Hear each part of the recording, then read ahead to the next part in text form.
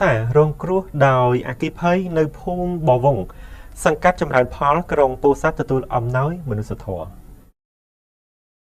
នាសប្តាហ៍កន្លងទៅនេះសាខាកាកបាទក្រហមកម្ពុជាខេត្តពោធិ៍សាត់ដែលមានឯកឧត្តមខុយរីដាប្រធានគណៈកម្មាធិការសាខាកាកបាទក្រហមខេត្តពោធិ៍សាត់បានចាត់លោកវ៉ាន់ហៀងនាយកសាខាមន្ត្រីសាខានឹងមានការអញ្ជើញចូលរួមពីអនុសាខាក្រុងពោធិ៍សាត់អាជ្ញាធរភូមិឃុំបានចុះសួរសុខទុក្ខដល់គ្រួសាររងគ្រោះដោយអគ្គិភ័យចំនួន1គ្រួសារ